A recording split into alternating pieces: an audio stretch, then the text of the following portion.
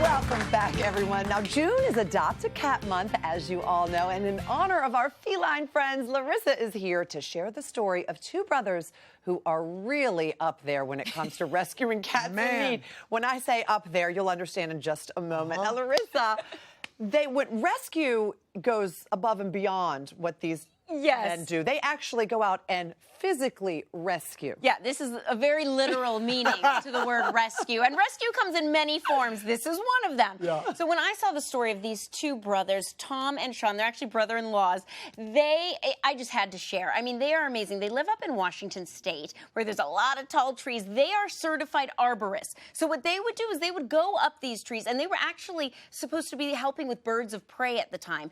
They found over time they were getting these calls for stranded kitty cats that were up in these trees. And as these calls seemed to intensify and they were getting more and more calls about cats that were stuck in trees that needed help, they said, well, there's a need for someone to go up and save these cats and help out the people and do it by donation only. Sorry, that cat in that one photo didn't look too happy about being rescued. Sorry, Larissa. I don't know if the cat maybe wanted to stay up there. Yeah, I don't know. But it's incredible stuff. And that led to their mission, which was Canopy Cat Rescue, which they now do, runs on donations, and they're rescuing kitties all over the state. Yeah. And if those pictures didn't get you enough, I put together a little montage for you because they've rescued 3,000 cats now. What? Take a look. Oh my goodness.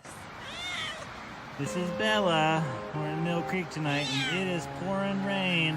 Hey, you're okay. You're okay. You're okay, mister. Storm. I know, honey. I know, honey. Hi, sweet boy. Hi, Coco boy. You're so pretty.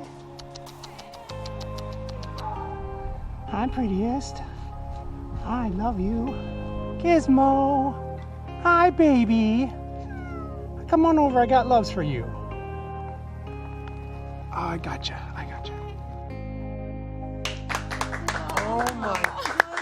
That really blew me away a little bit. I knew what they did, but just seeing that. Seeing it in action is pretty remarkable. It almost brought me to tears. It's so gorgeous. And think of all the people that are waiting and looking and seeing their cats stuck up there, and just having somebody that can go up there and help them. It's just what a relief. Because you feel so helpless. Helpless. So true. Well, no longer, not thanks to these guys. So joining us now from Western Washington, our rescuers Tom, Otto, and Sean C. We're not worthy. We're not worthy. Welcome, guys. Hey, thanks for having us. I mean, I'm telling you right now, it's amazing to me. There's so many things that are amazing to me about what you guys do, but sometimes you're climbing upwards of 200 feet to get to these cats in these massive trees like Larissa was talking about. How did you discover that there was such a need for this service? Like, how did it all come about?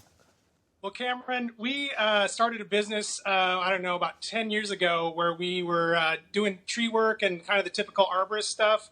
And we discovered that, there was this need for people to get cats out of trees.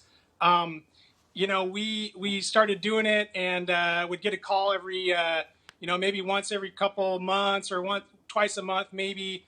And we talked to enough people, and it really seemed like there were folks that just needed us to come get their cat down. Sometimes folks would call other people, and they would get some kind of pretty high quotes from some tree services, like, $400 or $500. And so, we decided that it wasn't going to be part of our mission to, try to make a buck off of people's misfortune, cat suffering and stuff. So we did it for donations, and then it just kind of snowballed from there. And now we do a busy month is like 60 to 70 cats, and a pretty slow month is like 30 to 40.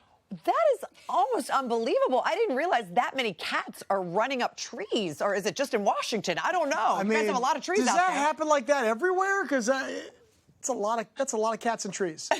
It probably happens more so in Washington State. I mean, we are the evergreen state. Exactly. Obviously, we got a lot of tall evergreens, and one of the things that Tom and I have realized from 10 years of doing this is cats aren't climbing these trees to get a good view. They're climbing these trees to get away from a predator. Most of the time, it's a coyote, a dog. Sometimes it's another cat, a raccoon. You name it. And sometimes they'll climb as high as the tree is tall. Our highest ever rescue is 160, 170 feet, somewhere around in there. But a lot of times they're about 65 to 95 feet up in these trees, and sometimes they can make it down, but other times they certainly need help. Well, you know, you guys mentioned you both have other jobs. This is all for nonprofit. You know, you're busy. You have other things going on. So, you know, to say that what you're doing is selfless, it really is. What is it about cats in general that made you want to help?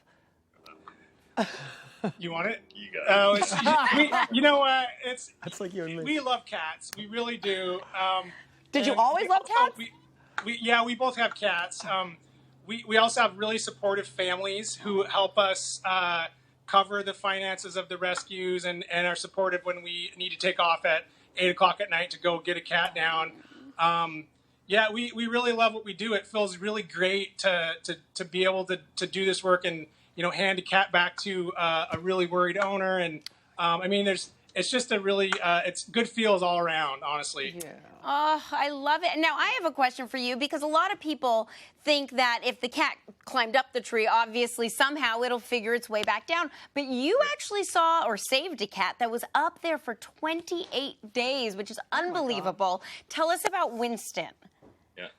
Well, I rescued Winston, I think it was about a year ago, and poor guy. We got called. He'd already been stuck for a couple days. Nobody knew who he belonged to. He was at an apartment complex, and you know, I went up after him, and he wasn't making any noise. He wasn't meowing at all, and he climbed way higher. And I thought, you know what? I'm just going to leave him. I'm going to ask the people to keep an eye on him, and then call us back if he didn't climb down.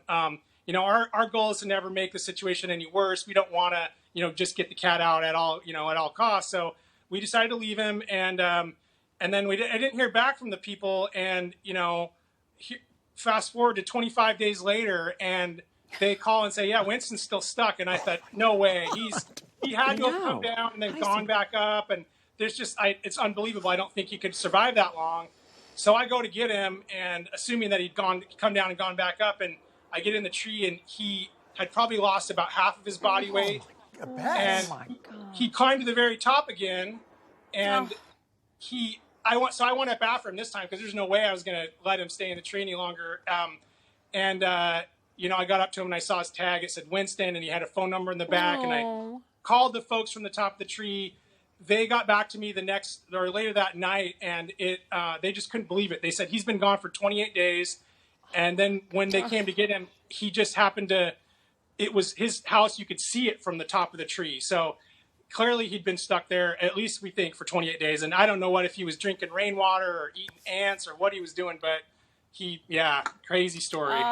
I mean, gentlemen, you are remarkable. Yeah. Seriously, thank you so much for what you do. I've never met two people in my entire life who do what you do. So thank you for that. I thought it was a big deal that I put my Christmas lights up in my tree. It's like about 12 feet off the ground. You know what I'm saying? I'm going to tell you what. This Christmas time, we might be calling you to get candy. Okay, so hopefully you're available in Southern California. Thank you, guys. Congratulations on everything. And I'd like to remind everyone at home that this rescue runs on donations solely. So it's super important to get the word out. Thank you so much to Tom and Sean. And for more information on Canopy Cat Rescue, you guys can go to canopycatrescue.com. Coming up next, cosmetic dermatologist Dr. Ana Guanche will be showing us how to get the best glow for summer with products already in your home. Come on back.